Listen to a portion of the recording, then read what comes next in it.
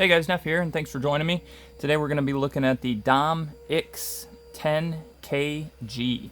It's a little different than the standard DOM X10s that you will see around, and that is because it has an interactive element in the key, which I actually have the back taken off the lock. You can see where it is right in the middle there at the back end. It's just a pin that needs to be popped up, but has added quite a bit of difficulty, at least for this one. I've opened some other ones.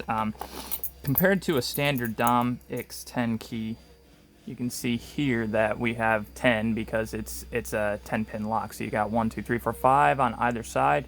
In place of that 5th back pin on the right, you just have on the KG 1, 2, 3, 4. That little bitting there, that's key control bitting. That's not a pin. So you got your 1, 2, 3, 4, and then there would be your 5th. So it still has 10 elements. It's just in the form of that interactive element that that ball bearing can go up and down in the key so that it is reversible. Pretty cool design functionality. I actually don't know why they ended up making this versus the standard DOM IX10, but interesting nonetheless. Let's get her in the vise and see how it goes. Alrighty guys, we got her chucked up. We've got the lock cam on and the speaker pickup up on there too. We've got the extra wide wiper insert for tension and a pin vise with some music wire dremeled down into a flag to pick with. Let's see what we can do.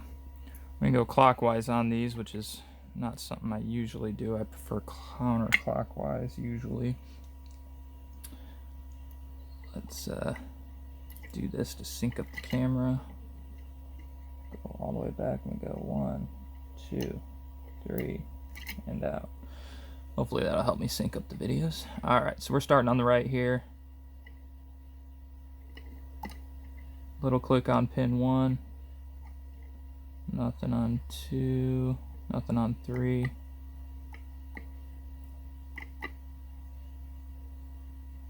Working on 4. No real click, but it did go up and I think set.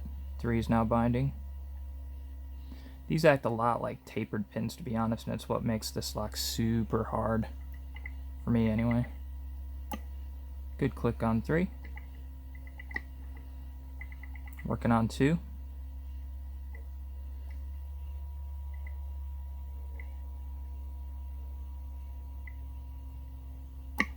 Good click on 2 and some core movement. Do a little bump on each of those just cuz. Alright, let's start working on that left side. Nothing on 1, 2, 3, 4, 5 is binding. Good click on 5. 4, 3, nothing. 2 is binding. Tiny click, but yeah, it bumped all the way up. Checking on 1, 3, and 4 here. Nothing really. Let's check 5 again.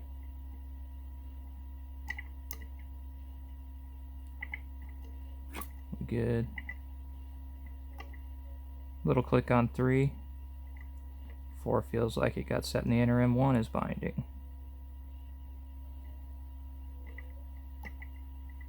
Alright, 1 bump up there. Not much of a click. Not much on the left side. We're going to go back to the right and tap everything. Make sure nothing kind of dropped. Like I said, they act a little tapered.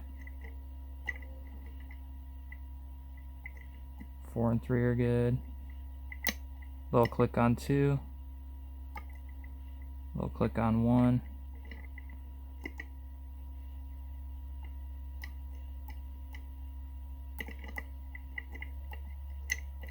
Alright, let's go back here. Check again. When it goes, I got that tiny bit of core movement when I set the right side mostly. When I get the rest of it done, it will give me a huge chunk of core movement, and that'll mean all we'll have left is that interactive element and then maybe touching a pin that dropped a little bit, but we'll see quite a lot of core movement when the time comes. I'm going to start easing up on tension and checking all these pins again. So there we go.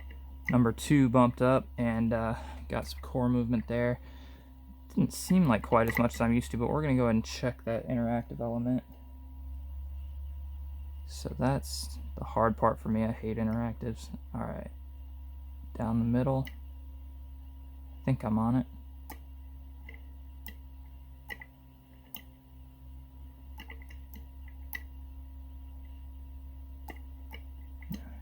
Trying to line up on it.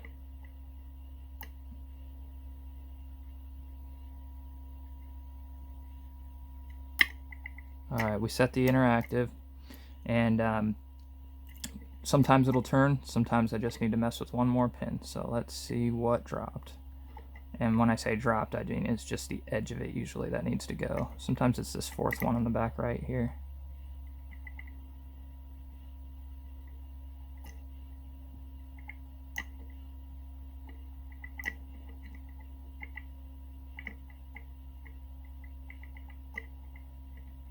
Nothing on any of those that I can feel. Sometimes it helps to turn my pick the other way so that I give it some counter rotation, because right now I'm turning with it. Oh, never mind, we are good. Oop, and I almost pulled the core right out when I picked it. There we go.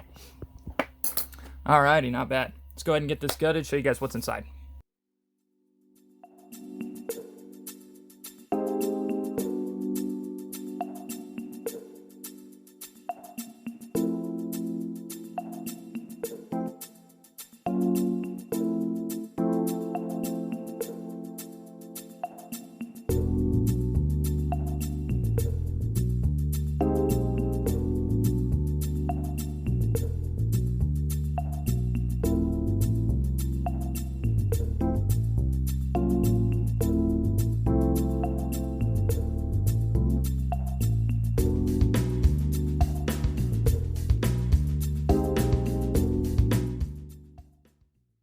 Alrighty guys, let's see what we got here. First off, I just kind of want to point out this is just a really cool format. Let's get the focus good here. Really cool format. I don't know what it's for or what kind of thing it would be put on, but it's a pretty sweet format. It does have the back of what I'm used to seeing on like a kick cylinder, key and knob cylinder. It had that brass deal, and then the spring goes down in there and it just spins on like you would get on, I actually have one handy. Here's like a standard kick cylinder, and you have that with the Bible and everything, but that had that same setup. So I think I still have all the key control in here, so you can see key control in, it looks like there should be 6 here, but I think that is for drill protection, because this thing does have a ball bearing that fell out. It's under that. I'll pull it out in a second, but that ball bearing, it either fell out of that front one there, or maybe right there. It did fall out the bottom, so I'm going to think it's right there. So we did have some ball bearing drill protection. This is key control in 3 and 6 here, and in 4 right there. Those do come out. They're just little nubs. For anybody that doesn't know, they don't affect picking at all. Here is the ball bearing, just a really tiny little steel ball there. One cool thing about this compared to the other Dom X10s that I've seen and picked, and it's been quite a few, the drivers have smaller springs. It could be because of the type of format this is, but they have smaller springs, and they have holes or indents in the driver pin for the spring to fit into like that. That's not something I see. I don't think I've ever seen that in any of the Dom X series. So could be by virtue of that format, or just a design for the Dom IX10KG. I do have one in a real mortise cylinder that I'd love to pick for you guys on camera. I have it right here, and I don't believe it has those small springs, so it could just be the format. Alrighty, let's take a look at these pins here. Let's see if we can zoom it in for you. Kind of what you would expect for those. Let's get the focus good. Here's our interactive element. It always has this like weird shaped driver, which on this one, it looks brass. It's a different color than the rest of it. I don't know why specifically this was brass. Maybe it's just what they had handy to make with the recess in it for the spring. but that's what it looks like. This is also what the interactive element looks like on the Saturn, I believe. So that's what the driver looks like, obviously without the recess for the spring. There's your interactive pin.